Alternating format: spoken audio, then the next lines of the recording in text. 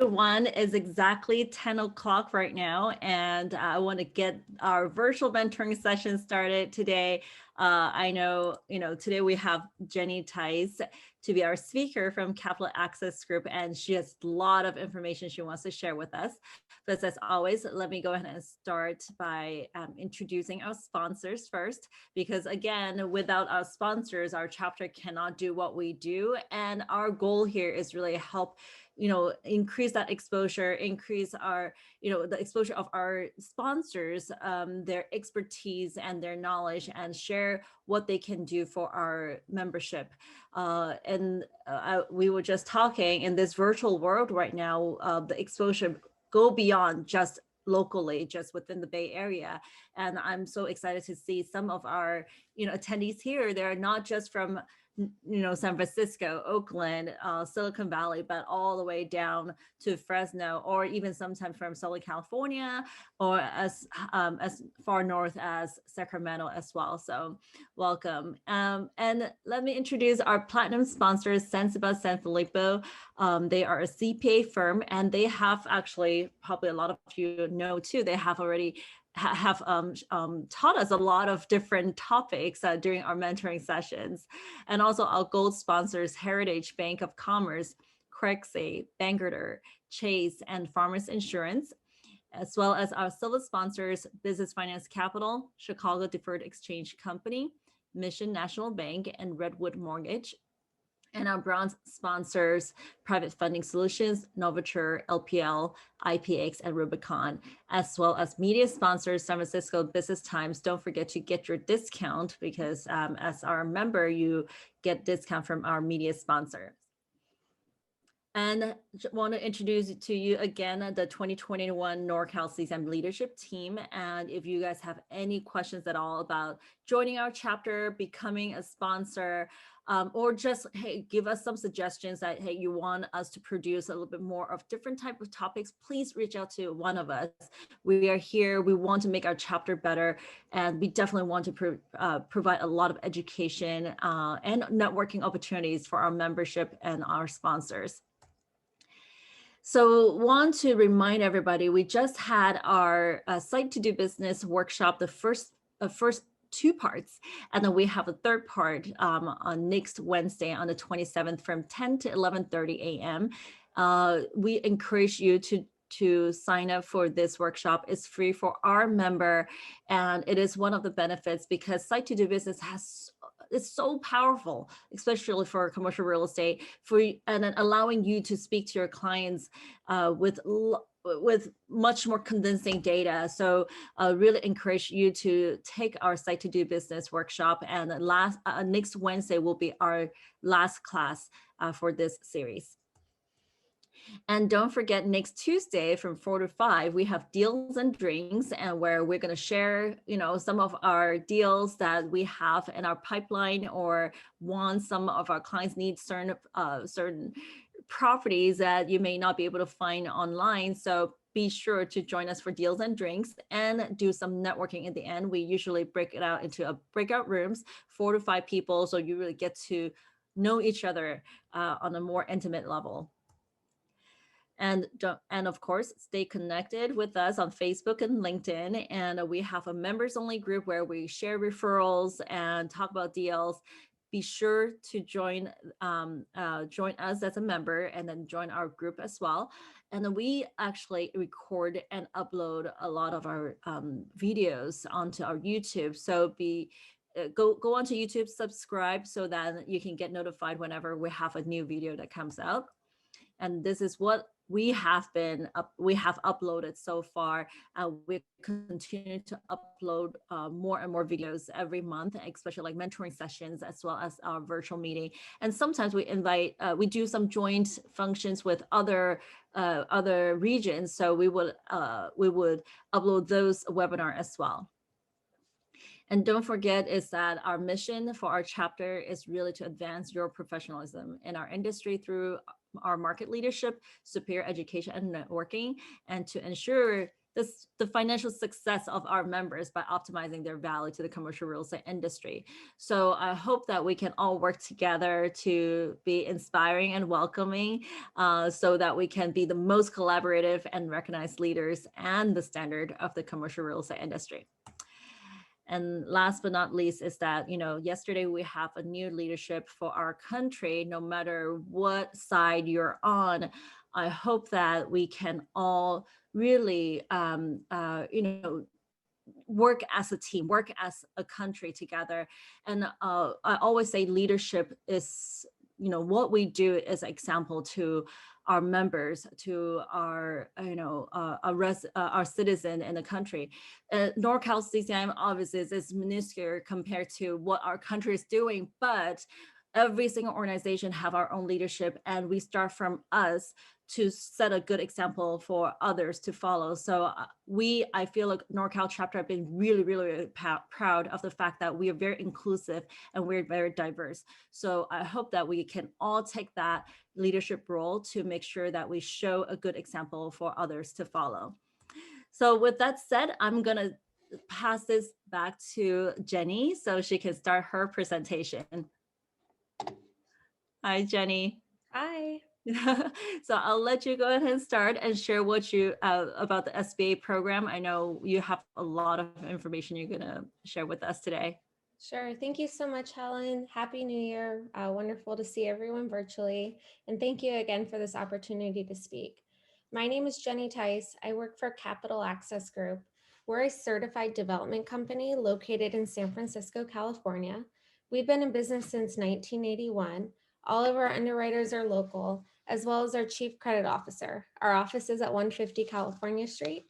And we love the 504 program. So I would love to share with you some information about the 504 program. So what is it used for? It's used for the purchase of land and existing buildings. Yes, I said it, land. I've closed escrow on land only purchases. One specifically I would like to mention is for a child daycare where they did camps outside in the South Bay. We closed that transaction back in 2019 in 28 days. So that was a really big win. So yes, we can do land if there is a business need. And then of course, existing buildings, whether it's a rent replacement or your client is expanding, we can assist with that. We can include renovations and improvements to existing buildings, new construction. I'm finishing up a construction project here in the city of San Francisco for a dental facility.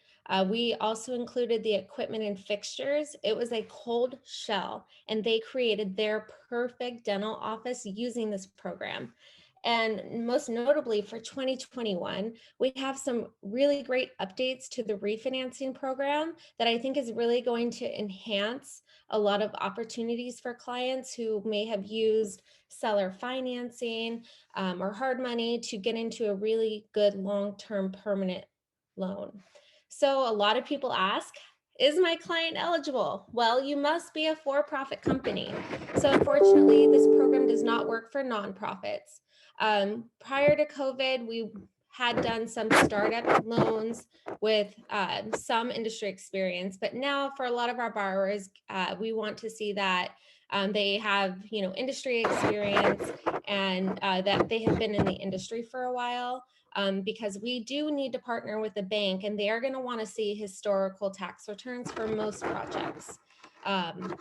They need to occupy 51% or more of the property. So, I have had clients that, had interest in buildings with multiple parcels. They need to occupy 51% of each parcel. So, really the best standard is just call and ask to ensure that your client can meet occupancy. Even if it's 50.5%, that's not going to cut it. So it needs to be 51%. And then we have net worth requirements. So if your client has, let's say, 10 million in the bank and they want to buy a $500,000 property, this may not be the best solution for them. We want to show that they need to leverage this program to be able to make their purchase. So high level, that's what it's used for, and that's the why. Now we're going to go into the how here shortly.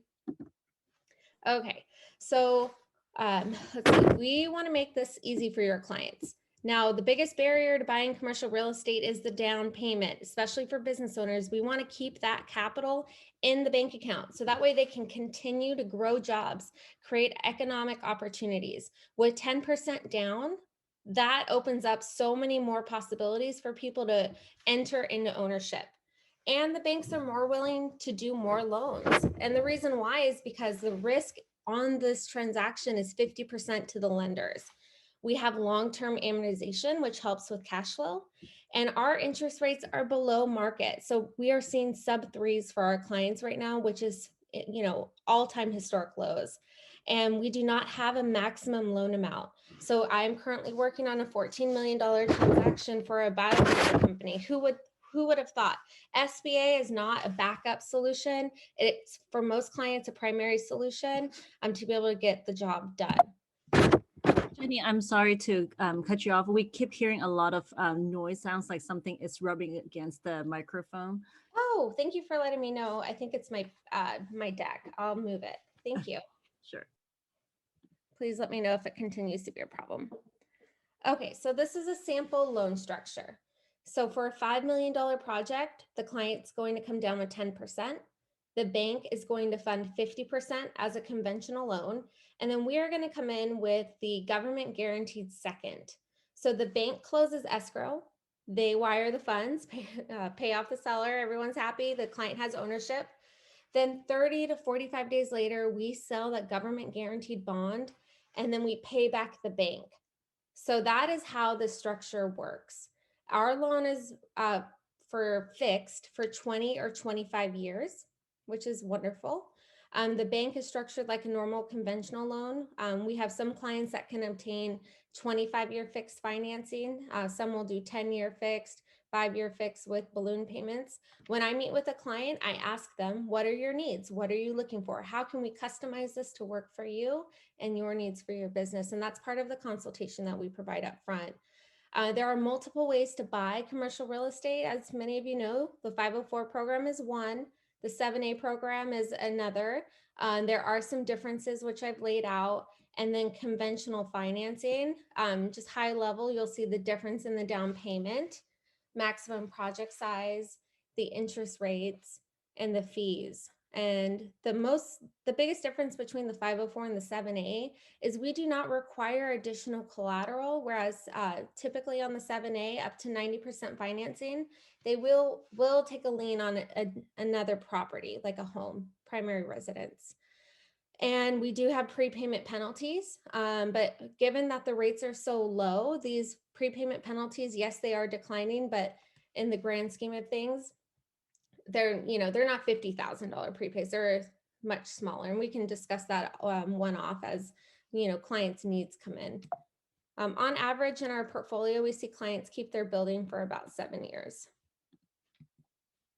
So why start with us? We issue pre-qualifications that are fully vetted by our chief credit officer.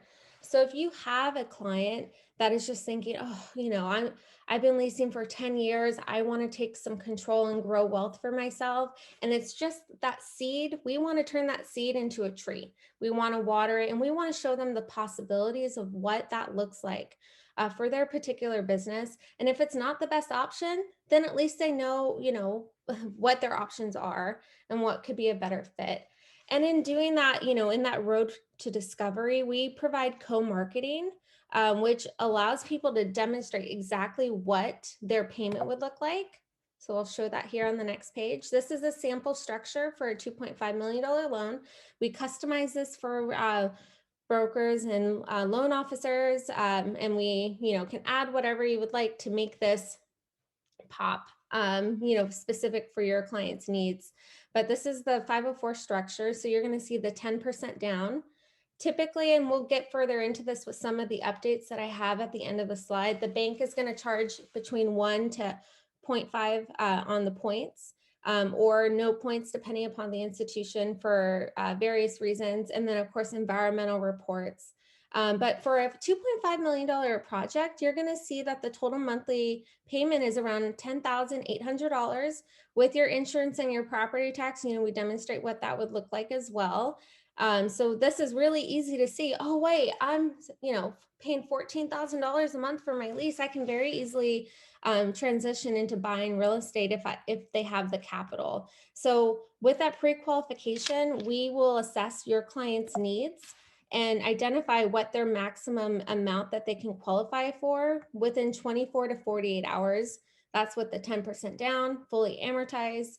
It really provides permanent and stable locations for growing businesses, which we're seeing during COVID-19, that this is really helpful because they have incentives for SBA loan forgiveness, amongst other things. The SBA fees are financed into the loan, so you really don't have that much of an upfront cash requirement. And we can really help demonstrate how cost effective this can be compared to leasing. Let's see. So what do we need to get started? It's very simple. We don't charge or check credit. We look at the facts. So we look at tax returns, business and personal, profit and loss and balance sheet, debt schedule, and a personal financial statement. Based off of this information, we can do a cash flow analysis and say, you meet the minimum requirements. And we will have our chief credit officer sign off on that. And our letters are vetted. We do not provide these without reviewing this. And this is crucial because we want clients to be prepared, and we want to ensure that these transactions close when our letters are presented. Okay, so this is the good stuff. So this is pending appropriation. So this is what congressional intent is saying. But for loans approved between February and September, the SBA is offering up to $9,000 per month on clients approved of 6 months of payments. So if you have a client that has been looking for a while and they're still open, they're still doing business, this is a really great way to get them some payment relief. They're also discussing, and we have congressional intent for a reduction in loan fees. So I mentioned that most banks will charge a 0.5 point. That goes to an SBA lender participation fee. The SBA is working on having that paid for to continue to ensure that businesses can invest in real estate. And the CDC processing fee, which is part of the SBA fees, is 1.5 points. And that's financed into the loan, but they are also pending appropriations taking care of that fee as well. So many of the barriers for so many clients to say, oh, well, the fees are expensive for an SBA loan. Those fees go towards paying for the program. So the bond sell, all of that, it gets wrapped up into that fee. And that's how this program gets paid for. That's how we finance our projects. But it's even more cost effective now with the government assisting with reducing those fees. So that way there's a lower cost towards that ownership for clients. And then for our clients who were, very hardly hit in specific industries, hospitality, restaurants, for the closures in different counties, there are benefits for expanded benefits for loan forgiveness in hard hit industries. Depends on when their loan was approved. I would say to have any clients that who needs guidance on whether or not their loan is included, to reach out to their lender or certified development company. But these are all really great things that are really going to continue to boost the activity that we've been seeing over the last 10 months. So this is what I've been seeing. So business owners are seeking more space to spread out. They're looking for private offices rather than open air workspaces have become more popular. So I have clients that have been leasing that are buying office space. So yes, we hear that sector is struggling. However, the clients that are buying for this particular industry or this particular need, they want that more space so that way they can socially distance and have more precautions. That's personally just what I've seen with the office space transactions that I've personally closed. SBA volume is up. So prior to July 2020, the SBA, we have our office the office in Citrus Heights, California. That's where the applications go to get finally approved. Prior to July 2020, they would see 500 statewide applicants per month. Currently, $700 to $900 per month, which is leading to increased turn times. So I think it's multiple things. We're seeing people who have the PPP funds or idle loan increase their cash reserves for many of the businesses that are essential. So a lot of the clients that I'm working on currently were not adversely affected. Everyone has been affected in some way, but their business is still open. So for example, working with a plumbing company as of this week, last week an attorney's office, things like that. And then I think there's a greater desire to lease versus own, just from what I'm hearing from my clients. Many want to control their destiny, especially in times that are so uncertain with COVID-19. Having that ability to have that ownership and have some control has been a great desire for many of our clients. And we've also seen changing bank credit underwriting requirements. So requests are being more vetted, and they are asking for additional information to be able to get these loans approved. So it's great for SBA financing in terms of volume being up, but that does hurt the turn times.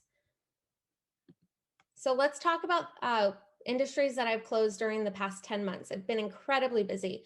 Just to kind of get that, that creative thinking going of like, oh, I might have someone I can check in with. Residential care, dog kennel, IT provider, engineering service company, a pawn shop, engineering consulting company, construction, transmission repair, carpet wholesale, tile company, retail, manufacturing, and many, many more. These clients are buying, they are active, they're putting in offers, they're getting pre-qualified. So I'm going to talk to you about a case study of a client that I recently closed for in actually this month. So we can talk about timelines and like, how did I close this $4 million project during COVID-19? Okay. So purchase price is 4.7 million for a 19,000 square foot building in Berkeley. This client was first introduced to me in July of 2020. So we pre-qualified them. They were very eager. They gave me the information right away. I issued them a pre-qualification. They went shopping. So they went to go view and tour, and they were in contract with their dream building on November 9th, 2020. I submitted the loan to SBA for approval on November 23rd, 2020. I received the full approval on December 11th, 2020. We closed that transaction on January 4th, 2021. So as you can see, this transaction went pretty smoothly in terms of timing, but this is a typical timeline. You get pre-qualified. I meet with you, we get a letter from a bank for a letter of interest. I immediately, pending the banks are okay with it, will order an appraisal and environmental, because as we all know, that's going to take the most time out of the transaction while we wait for those reports to be ordered. You don't want to sit around and wait weeks. Time kills all deals. We want to move things forward. Moving things forward is actionable. Actionable is ordering reports. So I order those reports, we get it going. Then we submit the loan for approval after I collect all the items, and then the client is fully approved.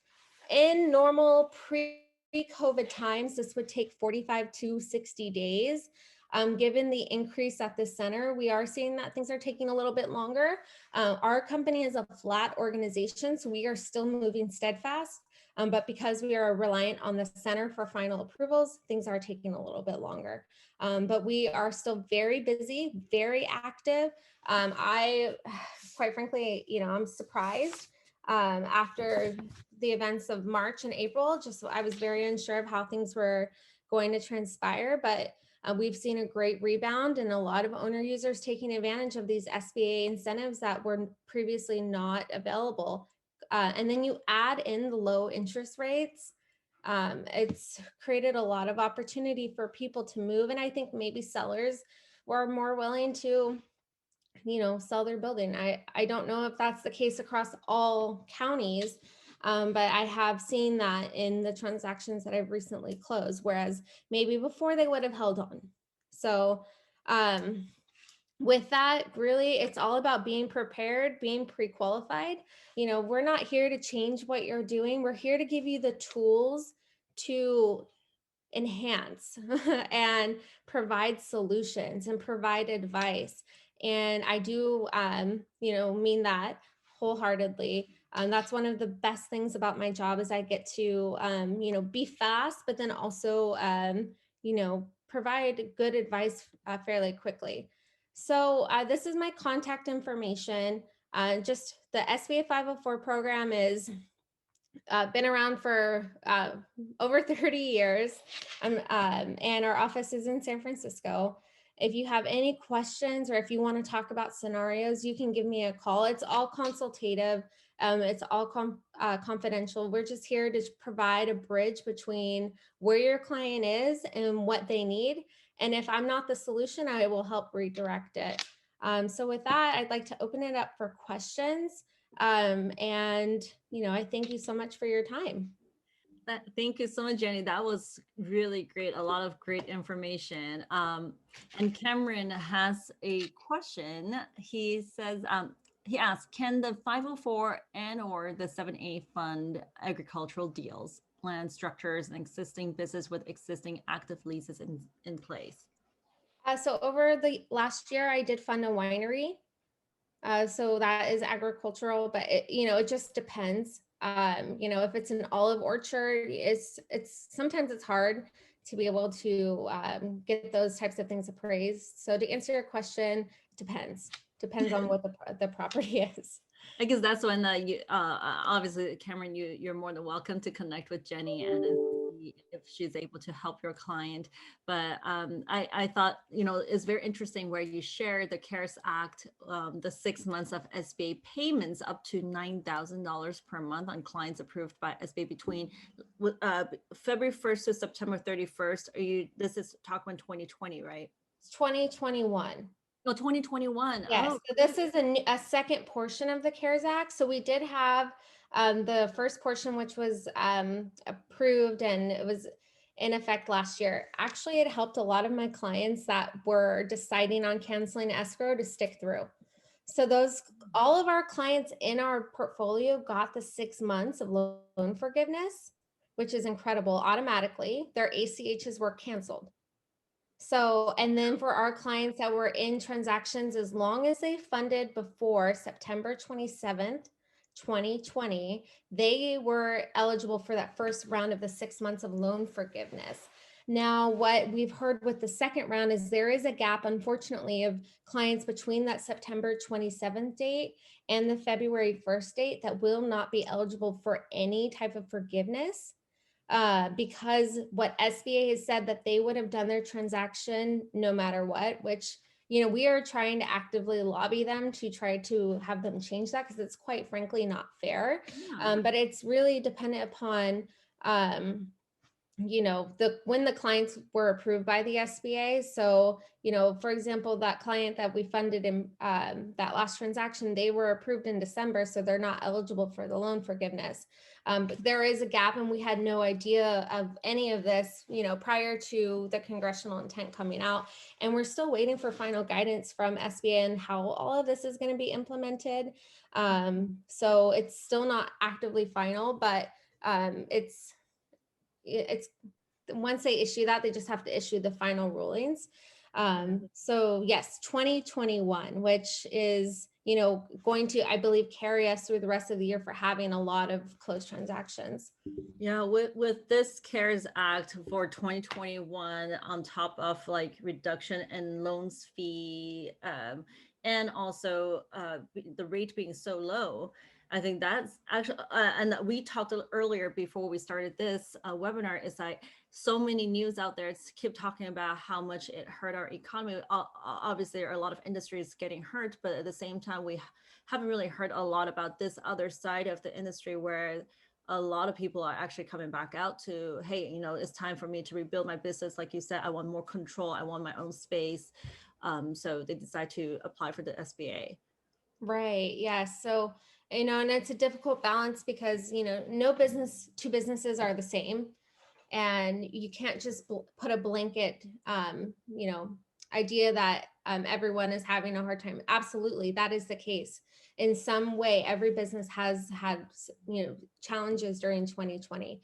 My job is to talk to those business owners and, look at their books, monthly breakouts of their profit and loss, and say, okay, what happened during these months? Oh, you were closed down. Okay, well, we can, that is explainable. And I think that's going to be key as we move into 2021, as you talk to your lenders, reach out and say, what are you doing for the clients that were impacted? Or, if they don't have the cash flow, if they have a 25% reduction in income, are you going to fund their loan? And I think that's what a lot of banks right now are trying to figure out, and really allowing for their credit box to conform to allow more of these storied underwritings, which very much have merit.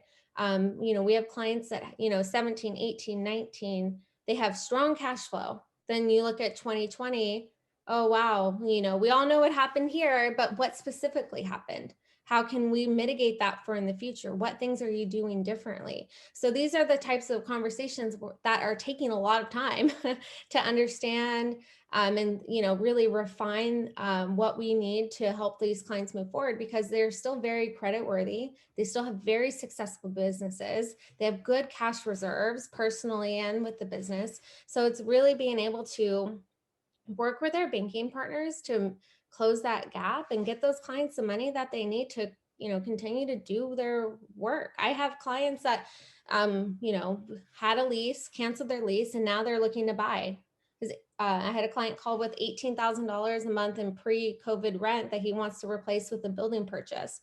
So these are the types of things that we're seeing, but it's not like business as normal, because we have to dive very, very deep to understand, what happened. And I haven't had two businesses say the same thing. It's supply chain issues. It's so personnel issues it's been so across the board. And then of course we have our borrowers that have been incredibly impacted in hospitality and restaurants, that some of them, when we get their updated financial information, they're still able to stay afloat with takeout orders, and others where it's just not enough. So really having those conversations and being a guide and a nexus to walking them through it has been an incredible honor over the last 10 months. And, we're just all trying to be forward thinking of what's going to happen next, because we can't just stop doing loans because of something outside of everyone's control happened. Absolutely. I mean, I love what you just said, is at the end of the day is how to take control of the situation by adapting to it, by like a lot of restaurants are struggling, but there are some restaurants, actually, I saw they were really busy because they have completely changed to this online ordering. They're able to adapt to this changing environments. And, but at the same time, how do you guys underwrite a loan, for example? No matter what, 2020, obviously because of the pandemic, has affected somewhat their revenue. Maybe they were doing really well in 2019. You can probably expect that they will do really well again when this pandemic is over, but their financials in 2020 did affect them. How do you guys underwrite that, or look at their financials? That's a great question. So we're going to look at 2 years monthly operating projections for 24 months. The challenge with asking that is, that is difficult to put together for some borrowers. So we have to take the time to assist them with that, which, prior to COVID, I would meet with clients face to face and help them with their business plan. That dentist that I helped funded in San Francisco, I sat in his home office and I helped him write his business plan and his projections. He had everything in his mind, but he needed to get it on paper. But of course, doing everything virtually or just in a different way, that sometimes it doesn't always work for everyone. We all have different ways of learning, understanding, and so yes, we are asking for that, which there are resources available, SBDC, small business development corporations within the communities that can help. But really, we need to have the client really tell us, like, this is what we're going to do, and this is what happened, and this is how we're going to change it. And it has to make sense. And the client that I'm working with right now, they provided the monthly breakdowns. They explain what they're going to do different, and it all completely makes sense. So that's how we're kind of getting around that. And then, of course, going back in the tax returns to make sure everything lines up. But the challenge, of course, is making sure that the banks are on board with that type of creative underwriting. And that's where relationships come in. And that's where, we have to navigate things. And sometimes it might take more time. But we might not get the loan approved with the first bank. Sometimes we'll have to go to two banks, and we'll get it on the second time, or it's rare that it'll go to the third bank to get approved, but that might happen. So having open dialogue about where the transaction is, knowing where you're at, what the due dates are for the reports, communicating to all parties, having the sellers buy in that this is going to take a little bit longer is key to making these transactions successfully close. Because we don't want is for a transaction to go on longer and then the client loses all their money for appraisal, environmental, because of stuff that, just inherently given today's circumstances is going to take longer. That, everyone's working off site. I mean, we just have so many things, small things stacked up against us. Not only the SBA's turn times, but just internally with, our lending partners. We want to give everyone enough time to do the job correctly, but then also try to do it fast. So it's a balancing act. I really feel like my job is turned into one big balancing act, and I'm sure many out there can relate, especially in 2020. We're all learning, we're all adapting, and we're all just trying to be positive in a very difficult situation. Yeah, I love what you're saying. It's like not only we are just a processor to get the deal and then okay, here go, send it off for people to run it. It's more like we're really acting as an advisor, especially in this difficult time. There's more need for us to be on their side to help really brainstorm their scenario and see what we can do to help them to get out of this difficult situation or get them to a better financial position. And just now you mentioned something about the CARES Act for those application approved for a certain period of time.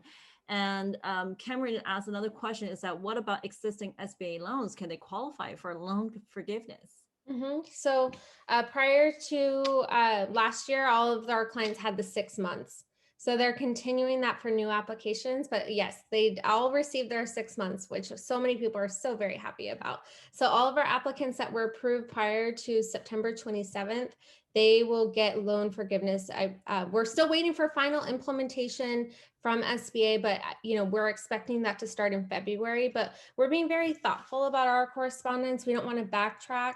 There's been so many times, especially in December, where I received one piece of information and then it changed because it's all just being figured out. So, we want to make sure that when we do correspond with our clients, it's accurate and they're not going to have to change their plans, a week later. But we do send out like listservs and things like that to keep our clients updated. We update our website as well. But as we all know, things just change so quickly. Like, there was a period in December where I was told that loan forgiveness was going to be taxed. And so, that was, and then we're like, oh no, like we need, we had no idea, but then they changed it. But if we had told our clients, it would have been very, very detrimental. So Yeah, thankfully they changed it. and then with the new administration, we're gonna see probably there are some new things gonna come out, new policies, new decisions gonna come out, and we're definitely, relying on you guys to give us like the most update on what's going on and how that's gonna affect our clients. And these programs are really essential to even for us as a real estate broker, what we can share with the potential buyers or current owners regarding what they can do with their commercial property. So I think whatever you showed, what you have shared with us here is so important for us to continue to learn about the SBA program, and so that we can offer those options to our clients. Yes. And I would say in terms of like low hanging fruit, I would say clients that the easiest transactions are the clients that are already in their building and they're looking to buy. Maybe they have an option. But if it's a rent replacement, we add that rent back into cash flow. So it's it's just a lot easier. So I've closed more of these types of transactions in 2021 as replacements where they're already in their building. So just reaching out to maybe, you know, the people who are leasing and ask them, have they thought about buying, and maybe seeing if there's a deal there. I mean, that would probably be my best place to start and seeing if they qualify. But with that PPP money, I have seen people have the ability to buy and they have the cash reserves because it really helped with the balance sheet. Yeah, absolutely. And with the interest rate being so low, that it potentially really just like what you were showing earlier, it could be cheaper than leasing the property. Absolutely. Great. Well, thank you so much, Jenny. This has been so informative. And, we are recording this so that we can share it back out on our YouTube channel. Once this is uploaded, we definitely share it on our social media pages. So please be sure to subscribe on the YouTube channel as well as liking our Facebook pages. It is important for us to connect with each other, adapting to this virtual world, because even though we cannot see each other, shake each other's hand right now, we can still meet and talk and share knowledge. So really appreciate everybody being here. And thank you again, Jenny, for being our mentor today. You're very welcome. Thank you for this opportunity. All right. Bye-bye, everybody. Bye-bye.